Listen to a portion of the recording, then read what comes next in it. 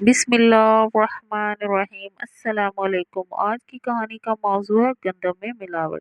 ایک طویل سبق آموز اور جذباتی کہانی پیش کی جا رہی ہے۔ گندم میں ملاوٹ کے موضوع پہ مبنی ہے۔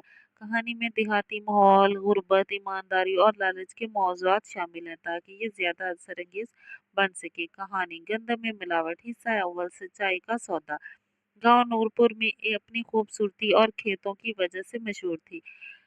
سرسبزہ بہتے ہوئے نالے، ہر طرف ہریالی ہی ہریالی، لیکن یہ خوبصورتی صرف باہر کی تھی۔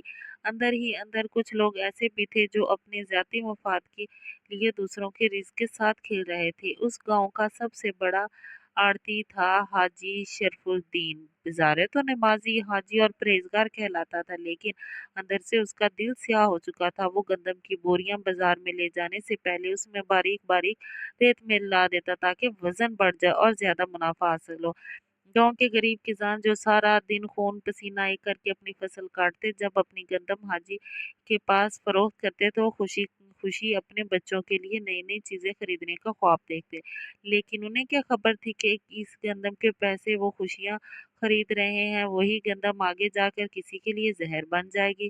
حصہ دوم، عبداللہ کی آزمائش۔ نورپور کے ایک کونے میں ایک محنتی کسان عبداللہ اپنی بیوی فاطمہ اور 3 بچوں کے ساتھ رہتا تھا۔ عبداللہ نہایت ایماندار اور سچا انسان تھا۔ اس کی زمین کم تھی مگر محنت انتہا کی تھی۔ وہ ہمیشہ کہتا تھا محنت کا رزق حلال کھا اور اللہ پر یقین رکھ۔ ایک دن جب عبداللہ کی گندم تیار ہوئی تو اس نے صاف ستھری بوریاں باندھی اور گاؤں کی آڑتی حاجی شرف الدین کے پاس بیچنے لے گیا۔ حاجی نے عبداللہ کو مشورہ دیا، دیکھ عبداللہ، سب یہی کرتے ہیں، اگر تو بھی اپنی گندم میں تھوڑی سی باریک ریت ملا دے تو وزن بڑھ جائے گا اور تجھے زیادہ پیسے ملیں گے۔ کیا فرق پڑتا ہے، سب یہی کر رہے ہیں۔ عبداللہ کے چہرے پر حیرت اور غصے کے تاثرات ابھرے۔ حاجی صاحب، یہ رزق نہیں، زہر ہے۔ جو شخص دوسروں کے رزق میں ملاوٹ کرے گا، قیامت کے دن اللہ اس کا حساب دینا پڑے گا۔ میں اللہ سے ڈرتا ہوں، حاجی نے کہکا لگایا اور کہا، دنیا داری میں جینا ہے تو دنیا دار بنو عبداللہ، ورنہ فاقے ہی رہو گے۔ عبداللہ نے سچائی کا سودا نہیں کیا۔ اس نے اپنی گندم صاف ستھری بیچ دی، کم پیسوں میں مگر دل کو سکون کے ساتھ اس نے بیچی۔ حصہ سوم، عبرت کا دل۔ کچھ مہینوں بعد گاؤں میں عجیب وبا پھیلی۔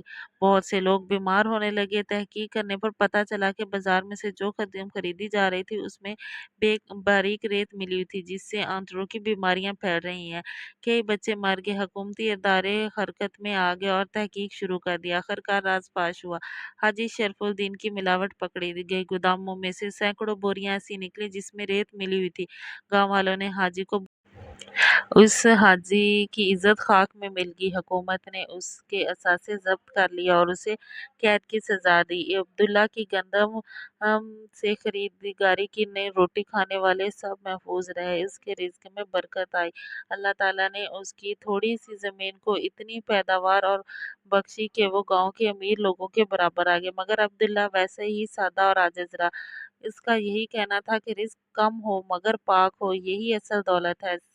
حصہ چہارم، ندامت کا انسان۔ قید خانے کوٹری میں حاجی شرف الدین روتا رہا اور اس کے کانوں میں عبداللہ کی آواز گونجنے لگی، یہ رزق نہیں، زہر ہے۔ جو شخص دوسروں کے رزق میں ملاوٹ کرتا ہے، قیامت کے دن اللہ اس کو حساب دینا پڑتا ہے۔ حاجی کی راتیں نیند سے خالی اور دن شرمندگی سے بھرے ہوئے۔ اس کے بیٹے جو پہلے اس کی دولت پر ناز کرتے تھے، اب وہ گاؤں کی نظروں میں جھکے پھرتے تھے۔ حصہ پنجم، انجام۔ عبداللہ کے بچوں نے تعلیم حاصل کی، بڑے ہو کر وہ شہر گیا اور ان میں سے ایک حافظ قرآن بنا، دوسرا استاد اور تیسرا ڈاکٹر۔ گاؤں میں آج بھی لوگ عبداللہ کی مثال دیتے ہیں۔ نورپور کے قبرستان میں حاجی شرف الدین کی قبر خاموشی سے اس کی بات کی گواہی دے رہی ہے کہ حرام رزق کی کمائی جتنا بھی بڑھا لو، آخر انجام ذلت ہی ہوتا ہے۔ جبکہ عبداللہ کی چھوٹی سی جھونپڑی آج بھی اس بات کی علامت ہے، رزق حلال کی خوشبو نسلوں تک باقی رہتی ہے۔ سبق: گندم میں ملاوٹ ہو یا رزق کی کسی بھی شکل میں ملاوٹ، یہ نہ صرف دنیا میں ذلت لاتی ہے بلکہ آخرت کی پکڑ بھی مقدر بن جاتی ہے۔ سچائی، ایمانداری اور حلال رزق کی اصل دولت ہے۔ اللہ پاک ہمیں حلال رزق کمانے اور کھانے کی توفیق عطا فرمائے، آمین۔ अगर आपको मेरी ये कहानी पसंद आई है तो मेरे चैनल को लाइक शेयर और सब्सक्राइब कीजिएगा। अल्लाह हाफिज।